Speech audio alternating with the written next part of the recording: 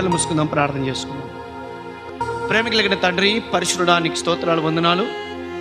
కృప కలిగిన దేవా, దయ కలిగిన తండ్రి, మీకు వందనాలు చెల్లిస్తున్నాం. నీ పిల్లలకు కావలసిన మాటలు, అద్భుతమైన సంగతులను మీరు మాకు దయచేయమని, కృప చూపించమని మీ నామానికి హెచ్చిస్తూ మనకు తగ్గించుకుంటూ మీ ప్రియ కుమారుడు, మా జగత్ రక్షకుడైన యేసు క్రీస్తు అతి పరిశుద్ధ నామములో ఒక ప్రార్థన అడుగుతున్నాము తండ్రి, ఆమేన్. దేవునికి స్తోత్రం. ప్రియులారా, ఇక్కడ గమనించండి. ఈరోజు మనము చాలా చక్కటి మాటలను మనము ధ్యానించబోతున్నాం. కాబట్టి దయచేసి జాగ్రత్తగా శ్రద్ధతో వినవలసిందిగా నేను మీకు ప్రభు పేరిట మనవి చేస్తున్నాను. ప్రియులారా, ఇక్కడ గమనించండి. ఈరోజు మనం వింటున్న అంశం ఏంటంటే నిత్యరాజ్య ప్రవేశం కోసము చేయవలసిన పనులు. నిత్యరాజ్యం కోసం అంటే పరలోకం కోసం. నిత్యరాజ్యం అంటూ అర్థం ఏంటంటే, నిత్యరాజ్యం అంటే పరలోకము, నిత్యరాజ్యం అంటే దేవుడు ఉండే లోకము, నిత్యరాజ్యం అంటే శాశ్వతమైన లోకము. భూమి మనకి శాశ్వతమా చెప్పండి? అందరూ ఇక్కడే ఉన్నారు కదా, దేవునికి స్తోత్రం. భూమి మనకి శాశ్వతమా చెప్పండి? ఎవరికి కూడా భూమి శాశ్వతం కాదు. ఏదో ఒక రోజు, ఏదో ఒక దినాన, ఏదో ఒక క్షణాన మనము కూడా ఈ భూమిని వదిలిపెట్టి వెళ్ళవలసిన వారమే. ఏదో ఒక రోజు మరణం అనేది మనకు ఖచ్చితంగా తన ఒడిలోకి తీసుకోవడానికి అది సిద్ధంగా ఉంది. అయితే ఆ మరణం మన దగ్గరికి రావాలంటే దేవుడు కొంత ఆయుష్ కాలాన్ని మనకు నిర్ణయించాడు. అది 50 సంవత్సరాలు కావచ్చు, 60 సంవత్సరాలు కావచ్చు, 70 సంవత్సరాలు కావచ్చు, 80 సంవత్సరాలు కావచ్చు. ఒక సమయం అనేది మనకు ఉంది. ఆ సమయాన్ని పూర్తి అయ్యేంత వరకు మరణం అనేది మన దగ్గరికి రాదు. కాబట్టి ఇక్కడ గమనించండి, నిత్యరాజ్య ప్రవేశం కోసము చేయవలసిన పనులు, మనము చేయవలసిన పనులు కొన్ని ఉన్నాయి. దేవునికి స్తోత్రం. మనము కూడా ఆ నిత్యరాజ్యంలో ప్రవేశించాలంటే, ఆ అమరత్వం కలిగిన ప్రదేశంలో మనం ప్రవేశించాలంటే, ఆ నిత్యరాజ్యంలో మనము కూడా ఉండాలి అంటే తండ్రి అయిన దేవుడు, కుమారుడైన యేసుక్రీస్తు ప్రభుల వారు, పరిశుద్ధాత్మ దేవుడు, దేవదూతలు, క్రైస్తవులుగా పిలువబడుతున్న భక్తులు, వాళ్ళందరితో పాటు మనము కూడా చేర్చబడాలి అంటే మనకి కొన్ని పనులు దేవుడు అప్పగించాడు. అందుకోసమే ఒక వారంతో వింటే ఇది సరిపోదు. ఇంచుమించు 4-5 వారాలు మనం చాలా జాగ్రత్తగా వినబోతున్నాం. ప్రియులారా, ఈ వారము మనం వింటున్నది అంటే ఆ ప్రదేశానికి మనం చేర్చబడాలి అంటే ఈ వారం మనం వింటున్నది సంపాదించుకోవలసినది కొన్ని ఉన్నాయి. ఈరోజు మనం వింటున్నది ఏంటంటే పరలోకానికి చేరాలంటే కొన్ని సంపాదించుకోవాలి. ఏం సంపాదించుకోవాలి చెప్పండి? సంపాదించుకోవాలంటే అమ్మయ్య సార్ ఏదో సంపాదించుకోమని చెప్తున్నాడు అంటే ఈరోజు మనకి మంచి లాభాలే ఉన్నాయి అనుకుంటారేమో. మనము డబ్బు సంపాదించి ఉండవచ్చు, మన ఆస్తి సంపాదించి ఉండవచ్చు, మనం ఫలాలు సంపాదించుకొని ఉండవచ్చు, లేకపోతే మంచి ఇల్లు కట్టుకొని ఉండవచ్చు, లేకపోతే మంచి వ్యాపారం లాభాలు పొంది ఉండవచ్చు, బంగారం తెచ్చుకొని ఉండవచ్చు. ఇలా ఏనో లాభాలు మనకు ఉన్నాయి కదా ఈ భూమిపైన. అయితే ప్రియులారా, ఎలాగైతే ఈ లాభాల కోసం మనం ప్రయాసపడతామో, చదువుల సందేహాల కోసం మనం ఎలాగైతే ప్రయాసపడతామో, డబ్బు కోసం ఎలాగైతే ప్రయాసపడతామో, ఆస్తుల కోసం మనం ఎలాగైతే ప్రయాసపడతామో, అలాగుననే పరలోకానికి చేర్చబడాలి అంటే కొన్ని సంపాదించుకోవాలి. అది నేను చెబుతున్న మాట కాదు, ఒక భక్తుడు చెబుతున్న మాట.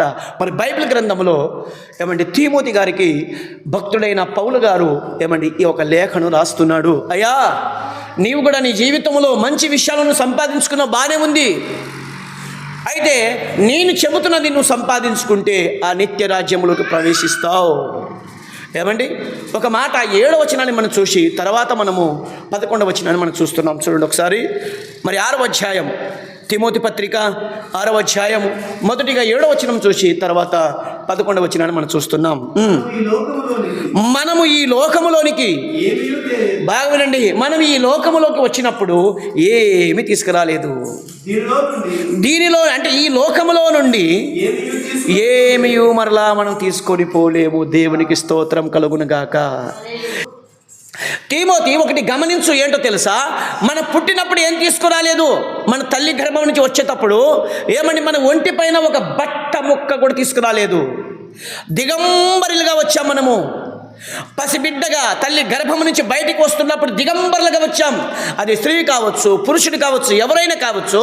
తల్లి గర్భం నుంచి వస్తున్నప్పుడు దిగంబరులుగా వచ్చాము. పోయేటప్పుడు కూడా ఏమండి ఒక చిన్న బట్ట పిలక మన పైన వేసి, ఏమండి 2 షంటు బాటలు మన మీద కొట్టి, ఏమండి మన దగ్గర ఉన్న చిన్న చిన్న ముక్కరాయలు, స్త్రీలకి చిన్న చిన్న ముక్కరాయలు అంటే అవి తీసేసుకొని, ఒకవేళ పురుషులకి చిన్న ఉంగరం ఉంటే అది తీసేసుకొని, ఏమండి చచ్చిపోయిన ఒక చేపకైనా విలువ ఉంటుందేమో, చచ్చిపోయిన ఒక కోడికైనా విలువ ఉంటుందేమో, చచ్చిపోయిన ఒక మేకకైనా విలువ ఉంటుందేమో, కానీ చచ్చిపోయిన ఈ మనిషికి మాత్రం విలువ లేదు. ప్రియులారా గమనించండి, ఇక్కడ ఈ భూమి పైన మనం వస్తున్నప్పుడు ఏం తీసుకురాలేదు, పోతున్నప్పుడు కూడా ఏం తీసుకుపోలేవు. అయితే భక్తుడు పౌలు గారు తనకి ఒక అద్భుతమైన మాట చెప్తున్నాడు.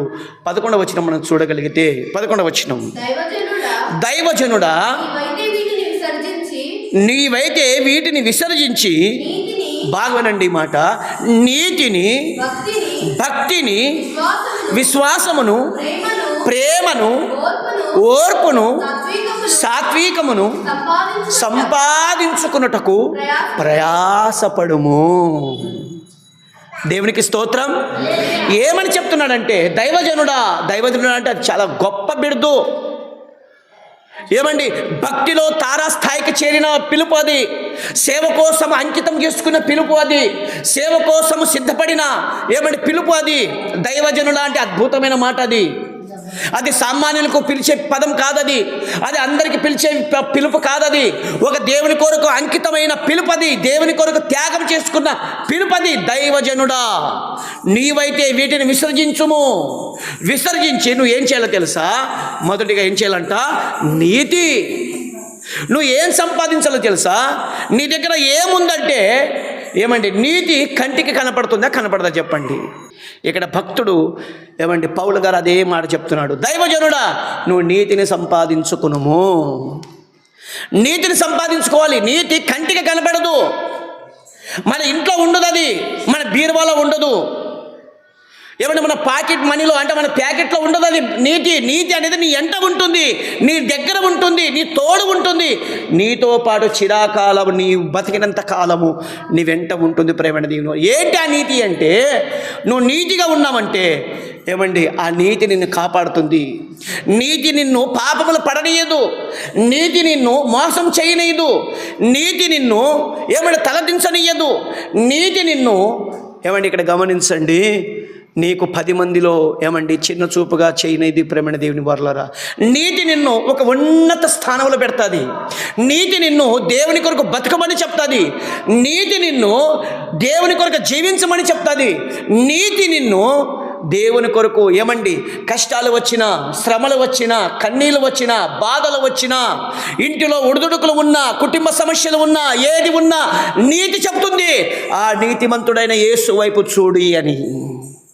దేవునికి స్తోత్రం. నీతి నిన్ను ఏమంటుంది తెలుసా? నీతిమంతుడైన సిలువలో ఎలాడబడిన ఆ యేసును చూడి.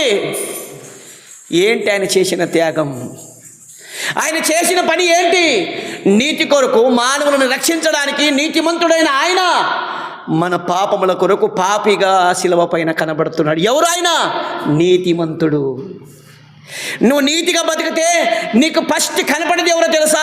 శిలువ పైన నీతిమంతుడిగా మరణిస్తున్న ఆ నీతిమంతుడు మనకి కనపడతాడు. కాబట్టి పౌలు చెప్తున్నాడు, తిమోతి దైవజనుడా నీతిని సంపాదించుకున్నటకు ప్రయాసపడము. దేవునికి స్తోత్రం.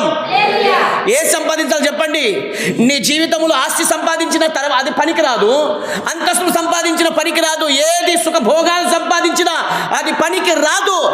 నీతిగా నువ్వు బతికావంటే ఆ నీతి నిన్ను ఏం చేస్తా తెలుసా? ఆ శిలువ పైన మరణించిన క్రీస్తు వైపుకి నడిపిస్తుంది. నీ మాటల్లో నీతి కనపడాలి, నీ జీవితంలో నీతి కనపడాలి, నీ నడవడికలో నీతి కనపడాలి, నీ భక్తిలో నీతి కనపడాలి. ప్రేమైన దేవుని వారు నువ్వు మాటలో చాలామంది అబద్ధాలు మాట్లాడుతుంటారు, చాలామంది మోసాలు చేయడానికి ప్రయత్నం చేస్తుంటారు. ఇక్కడ గమనించండి, నీతి అనేది నువ్వు ఎప్పుడైతే నీతిని అనుసరిస్తావో ఆ నీతి చెప్తుంది యేసు వైపు చూడు. ఎందుకో తెలుసా? ఆ నీతిమంతుడైన క్రీస్తు మన కొరకు మరణించాడు. ఇది ద్వితోపదేశకాండము 6వ అధ్యాయం 25వ వచనం. మన దేవుడైన యెహోవా మనకి ఆజ్ఞాపించినట్లు బాగునండి ఆయన సన్నిధిని ఈ సమస్తమైన ఆజ్ఞలను అనుసరించి మనము నడుచుకున్నప్పుడు మనకు నీతి కలుగును. దేవునికి స్తోత్రం.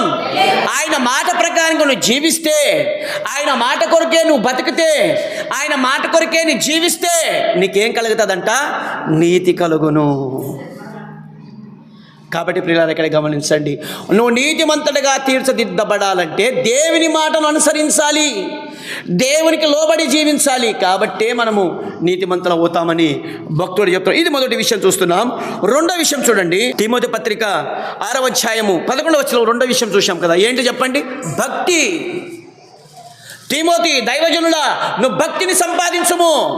దేవునికి భక్తునికి ఏముండాలి తెలుసా?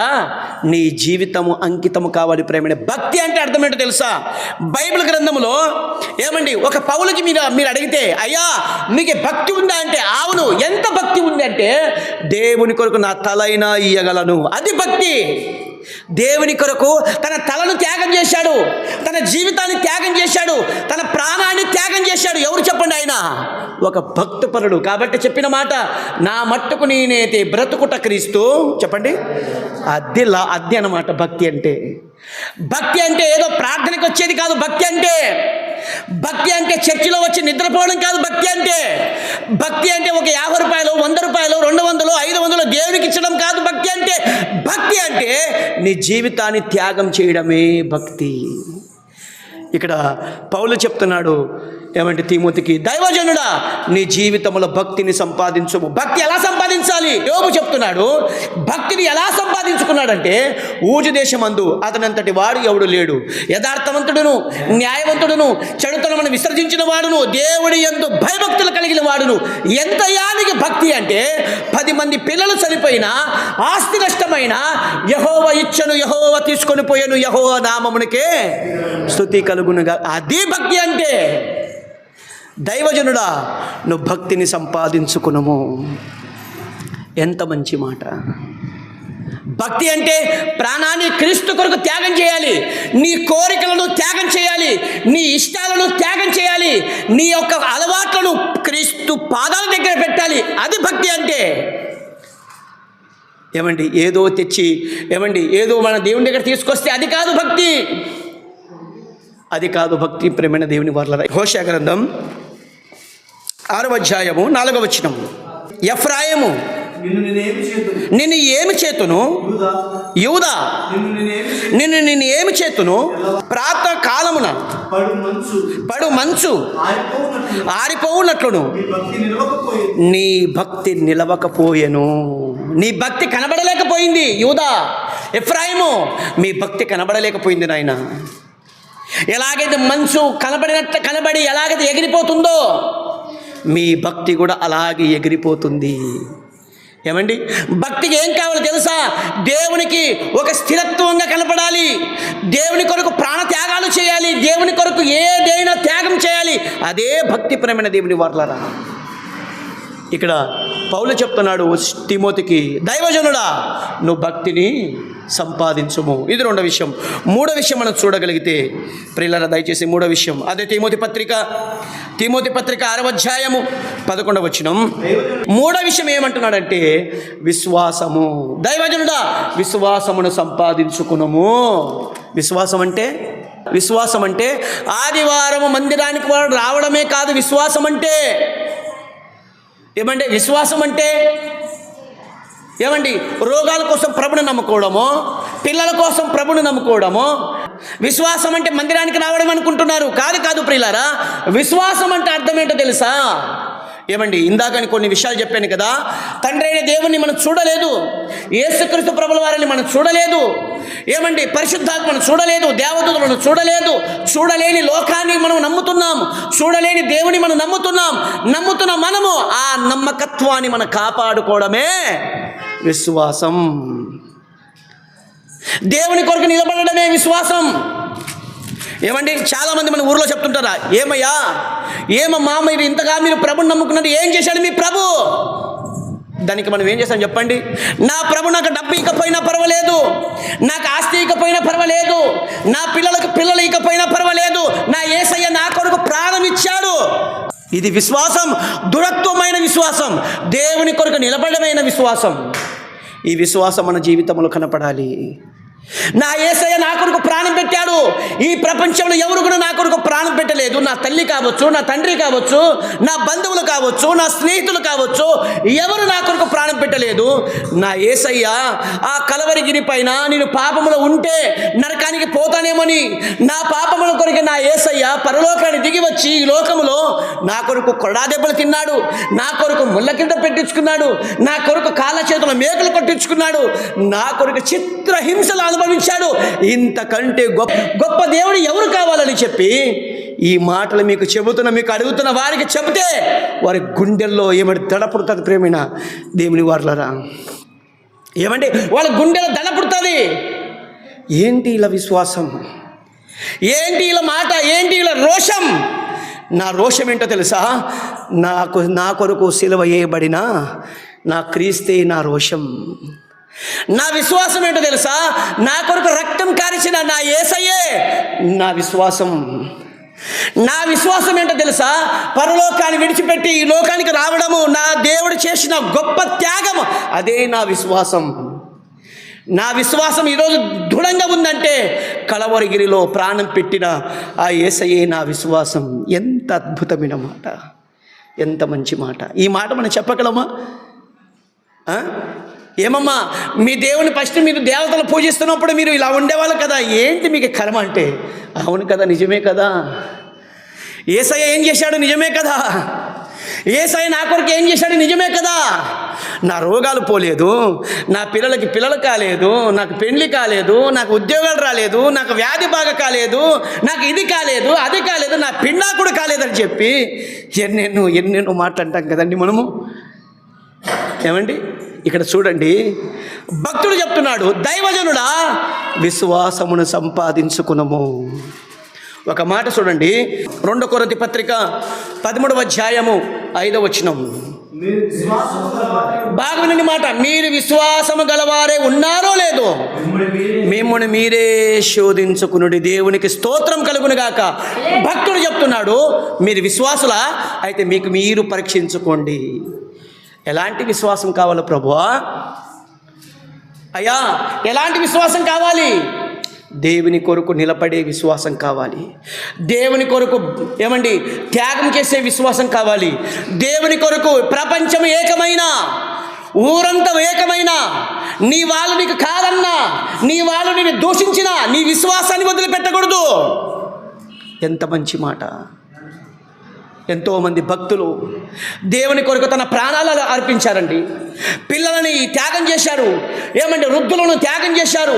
ఏమంటే ఆ రోజు రోమా గవర్నమెంట్ కాలంలో ఏమంటే క్రైస్తవులను చిత్రహింస చేస్తున్నప్పుడు, దూషిస్తున్నప్పుడు, నిందిస్తున్నప్పుడు, కొర్రాలు కొడుతున్నప్పుడు, ఏమంటే క్రూర మృగాల చెరసాలలో వేసి వాళ్ళ పిల్లలకి, వారి గర్భిణీ స్త్రీలకి చెరసాలలో వేస్తున్నప్పుడు ఆ సింహాలు వచ్చి వాళ్ళని తింటున్నప్పుడు, చీలుస్తున్నప్పుడు, చంపుతున్నప్పుడు వాళ్ళ విశ్వాసం యేసే నిజదేవుడు, యేసే లోకరక్షకుడు, యేసే దైవ కుమారుడు, ఆయనే సృష్టికర్త అని ఈ మాట వాళ్ళ నాలుక పైన ఆగలేదు. ప్రేమైన దేవుని వారలారా, ఎంత మంచి విశ్వాసం. ఇక్కడ తీమోతికి చెప్తున్నాడు పౌలు, దైవజనుడా విశ్వాసమును సంపాదించుకున్నటకు ప్రయాసపడము. ఎంత మంచి మాట. ఏమండి ఇది ఎన్నో చెప్పండి. 3వ విషయం చూస్తున్నాం. 4వ విషయం చూడండి, ప్రేమను సంపాదించుకున్నట్టుకు ప్రయాసపడము. ఏం సంపాదించాలి చెప్పండి? ప్రేమను సంపాదించుకున్నట్టుకు ప్రయాసపడుడి. ఏమండి మనం కూడా ఈ ప్రేమికుల దినోత్సవం గురించి మనం వింటుంటాం కదండి. లవర్స్ డే అని ఒక ప్రేమను గురించి మనం వింటుంటాం. అది గవర్నమెంట్ కూడా చేర్చబడింది. ఆ రోజు ఏమండి అనేకులు ఈ ప్రేమను గురించి ఏమండి మరి ప్రోత్సహిస్తుంటారు. పాతపడిన మరి ప్రేమ గురించి కావచ్చు, లేకపోతే భార్య భర్తల ప్రేమ గురించి కాదు, కొంతమంది ఈ ప్రేమికుల దినాన్ని జరుపుకుంటుంటారు. అయితే ఆ ప్రేమ గురించి కాదు ఇక్కడ మాట్లాడుతున్నది. గమనించండి, ఇక్కడ ఆ ప్రేమను గురించి ఇక్కడ చెప్పట్లేదు. ఇది ఏ ప్రేమ గురించి చెప్తున్నాడంటే ప్రేమైన దేవుని వారలారా, నీ శత్రువులైనా ప్రేమించమనే ప్రేమ గురించి ఇక్కడ మాట్లాడుతున్నాడు. నిన్ను దూషించిన వారిని బదులుగా దూషించవద్దు అనే ప్రేమ గురించి మాట్లాడుతున్నాడు. అలాంటి వారికైనా మీరు క్షమించండి, అలాంటి వారికైనా మీరు ప్రేమించండి, అలాంటి వారికైనా మీరు క్షమించండి అని చెప్పి ఆ ప్రేమ గురించి మాట్లాడుతున్నాడు. ప్రియులారా, యేసయ్య ఎలాంటి ప్రేమ చూపించాడు అంటే, కొరడా దెబ్బలు కొడుతున్నా, ఆయనకు దూషిస్తున్నా, ఆయన ముఖం మీద ఉమ్ముస్తున్నా, పిడిగుద్దులు గుద్దుతున్నా, తన తల ఎంటికలు పట్టుకుని ఇగ్గుతున్నా, అతని గడ్డం పట్టుకొని ఇగ్గుతున్నా, అతని ముఖం పైన ముసుగు వేసి నిన్ను ఎవరు కొట్టారో ప్రవచించమని చెప్పి హేళన చేస్తున్నా, కొరడా దెబ్బలు కొడుతూ వెళుతున్నా, తన శరీరం అంతా రక్తపు మడుగులతో నిండిపోతున్నా, ఏమండి ఆయనకు భయంకరంగా చిత్రహింసంగా నిందిస్తున్నా, శిలువ పైన చూపిన ప్రేమ అంటే తెలుసా? తండ్రి, వీరు ఏమి చేయుచున్నారు, వీరు ఎరగరు గనుక వీరిని. అది ప్రేమ అంటే. క్రీస్తు శిలువ పైన చూపించిన ప్రేమ అమూల్యమైన ప్రేమ. క్రీస్తు శిలువ పైన చూపించిన ప్రేమ అమూల్యమైన ప్రేమైన దేవుని వర్లారా, అలాంటి ప్రేమతో మనం కూడా ప్రేమించాలని, అలాంటి ప్రేమతో ఇతరులని మనం క్షమించాలని, అలాంటి ప్రేమతో ఇతరులని మనల్ని దూషించిన వారిని, నిందించిన వారిని, బాధ పెట్టిన వారిని, హింసించిన వారిని బైబిల్ చెప్తుంది, హింసించిన వారి కొరకు ప్రార్థించండి, మిమ్మల్ని దూషించిన వారి కొరకు మీరు దీవించండి అని ప్రభు చెప్తున్నాడు. ఒక మాట చూపిస్తున్నాను చూడండి. రోమపత్రిక మొదటి కొరింథీ పత్రిక 14వ అధ్యాయము 1వ వాక్యము, ప్రేమ కలిగి ఉండుటకు ప్రయాసపడము. దేవునికి స్తోత్రం. ఏమని చెప్తున్నాడంటే, ప్రేమ కలిగి ఉండుటకు ప్రయాసపడండి. సంగమా, క్రీస్తు సంగమా, క్రీస్తు రక్తంతో కడగబడిన సంగమా, క్రీస్తు ప్రేమ కొరకు మీరేం చేయాలో తెలుసా? ప్రేమ కలిగి ఉండుటకు ప్రయాసపడండి. అన్నదమ్ముల మధ్యన ప్రేమ లేదు, ఏమండి భార్య భర్తల మధ్యన ప్రేమ లేదు, స్నేహితుల మధ్యన ప్రేమ లేదు, సంఘం మధ్యన ప్రేమ లేదు, ఏమైనా సమాజంలో ప్రేమ లేదు. ఎక్కువగా కనబడుతుంది ఏంటంటే స్వార్థం. నిన్ను ప్రేమిస్తే నాకు ఏంటి లాభం, నీకు సహకరిస్తే నాకు ఏంటి లాభం. ఈరోజు మనిషి లాభాన్ని వెతుకుతున్నాడు కానీ ప్రేమను వెతకలేకపోతున్నాడు. ప్రేమైన దేవుని వారలారా, కాబట్టి భక్తుడు చెప్తున్నాడు, ప్రేమ కలిగి ఉండుటకు ప్రయాసపడము. ఏమండి, ఇది 4వ విషయం. మరి 5వ విషయం చూస్తున్నాం చూడండి. మొదటి తిమోతి పత్రిక 6వ అధ్యాయము 11వ వచనంలో ఇక్కడ గమనించండి, దైవజనుడా ఓర్పును సంపాదించుము. 6వది ఏమని చెప్తున్నాడు, 5వది ఏమని చెప్తున్నాడంటే ఓర్పు కలిగి ఉండుము. ఏమండి, ఓర్పు దేనికి సూచన చెప్పండి? ఓర్పు దేనికి సూచన అంటే ప్రేమైన దేవుని వారలారా, ఉదాహరణకి ఈ మందిరం కోసం సుమారు అంటే కొన్ని సంవత్సరాల నుంచి నేను ప్రార్థన చేస్తున్నాను. సంఘం గురించి నేను ప్రార్థన చేస్తున్నాను, సంఘ అభివృద్ధి కొరకు ప్రార్థన చేస్తున్నాను, సంఘ క్షేమాభివృద్ధి కొరకు ప్రార్థిస్తున్నాను. దేవా, మందిరం పూర్తి కావాలి, దేవా నూతనమైన ఆత్మలు రావాలి, దేవా నూతనమైన కుటుంబాల సంఘంలో చేర్చబడాలి, దేవా సంఘము వాక్యముతో నింపబడాలి, దేవా సంఘము ఆత్మీయంగా ఎదగాలి, ఆత్మీయంగా బలపడాలి. ప్రార్థన చేస్తున్నా సంవత్సరాలు గడిచిపోతున్నాయి. అయినా ఓర్పు ఉండాలి. ప్రార్థనకి ఏమంటే కొన్నిసార్లు మనం చేసిన ప్రార్థనకి ఒక రోజులో జవాబు వస్తుంది, వారంలో జవాబు వస్తుంది, నెలలో జవాబు వస్తుంది, సంవత్సరంలో జవాబు వస్తుంది. కొన్నిసార్లు 20 సంవత్సరాలైనా జవాబు రాదు. నీకు జవాబు రాకపోయినప్పుడు నువ్వు ఓర్పు కలిగి దానికి ఎదురు చూస్తూ ఉండాలి. ఏమండి, నువ్వు దేనిలో ఓర్పు కలిగి ఉండవు? ఏమండి, ఓర్పు లేదనుకోండి విశ్వాసాన్ని కోల్పోతాం, ఓర్పు లేదనుకోండి ప్రేమని కోల్పోతాం, ఓర్పు లేదనుకోండి ఏమంటే భక్తిని కోల్పోతాం, ఓర్పు లేదనుకోండి నీతిని కోల్పోతాం. ఏమండి, ఇవన్నీ కూడా ఓర్పు పైన ఆధారపడి ఉన్నాయి. నువ్వు ఓర్చుకుంటే నువ్వు నిలబడగలవు, నువ్వు ఓర్చుకుంటే విశ్వాసములు ఉండగలవు, నువ్వు ఓర్చుకుంటే నా ప్రార్థనకి దేవుడు జవాబు ఇస్తాడు అని చెప్పి ఎప్పటి వరకైతే నువ్వు ఓర్పుతో ఉంటావో నీ దేవుడు ప్రియులారా, నీ ఓర్పుని చూసి నీ దేవుడు నీకు ఖచ్చితంగా జవాబిస్తాడు. ఒక మాట చూడండి, మంచి మాట, రోమపత్రిక చూడండి, మంచి మాట. రోమపత్రిక 5వ అధ్యాయము 4వ వచనాన్ని మనం చూస్తున్నాం. శ్రమ ఓర్పు పరీక్ష నిరీక్షణను కలుగజేయనని ఎరిగి శ్రమల యందును అతిశయపడదుము. ఏమంటున్నాడు? శ్రమ ఓర్పును పుట్టిస్తుందంట. శ్రమ ఏం చేస్తుందంటే ఓర్పును పుట్టిస్తుంది. ఏమండి, దావీదుకి ఓర్పును కలిగించింది శ్రమ. ఏమండి, యోబుకి శ్రమ ఓర్పును పుట్టించింది. మోషేకి ఓర్పును పుట్టించింది. ఏమండి, ఇలా భక్తులందరి జీవితాలు మీరు చూస్తే ఓర్పు కలిగిన వారుగా, దేవుని కొరకు నిలబడిన వారుగా మనకు కనబడతారు. ప్రేమైన దేవుని వారు. మరొక మాట, రోమపత్రిక 12వ అధ్యాయము 12వ వచనాన్ని మనం చూస్తున్నాం. నిరీక్షణ గలవారే సంతోషించుచు శ్రమల యందు ఓర్పు గలవారే ఉండవలెను. దేవునికి స్తోత్రం. శ్రమల యందు ఓర్పు కలిగిన వారుగా ఉండాలి. మీకు ఎటువంటి శ్రమ వచ్చినా, ఎటువంటి పరిస్థితి మీకు కలిగినా మీ జీవితంలో ఓర్పు కనపడాలి. ఏమండి, మీరు ఓర్చుకోవాలి. ఏమండి, చాలామంది రాజకీయ నాయకులు ఏం చేస్తారంటే మరి ఓదార్పు యాత్ర అని చెప్పి ఓదార్చడానికి బయలుదేరుతుంటారు. ఆయన వస్తున్నాడని చెప్పి రోడ్డు మీద మరి ఆయన 8 గంటలకు వస్తాడని చెప్పి 7:30కి వచ్చి ఓర్పుతో ఎదురు చూస్తుంటారు. 7:30కి వచ్చిన మనము ఇంచుమించు 12 గంటలైనా ఓర్పుతోనే ఉంటాం. మనము ఒక వ్యక్తి కోసమే, ఒక రాజకీయ వేత్త కోసమే మనం ఇంతగా ఓర్పు కలిగి ఉన్నప్పుడు ఆ సృష్టికర్త అయిన దేవుని గురించి మనం ఎంతగా ఓర్చుకోవాలి చెప్పండి. కాబట్టి ప్రియులారా, 5వది ఏం కనపడుతుందంటే ఓర్పు కలిగిన వారుగా మీరు ఉండాలని మీకు చెప్తున్నాడు. కాబట్టి వచ్చే వారము మరికొన్ని విషయాలు నేను చెబుతూ, ఈ విషయాలు ఇంచుమించు 3-4 విషయాలు ఉంటాయి. వాటిని మనం ధ్యానిస్తూ మరొక విషయాలని వచ్చే వారం మనం వెళ్దాం. అంతవరకు ఏమండి, ఈ విషయాలను మీరు ధ్యానించండి. నెక్స్ట్ వారం మరికొన్ని విషయాలు ధ్యానిస్తాం. దయచేసి అందరూ రండి. దయచేసి వాక్యాన్ని నేర్చుకోండి. ప్రతి వారం ఒక నోట్స్ తెచ్చుకోండి, రాసుకోండి.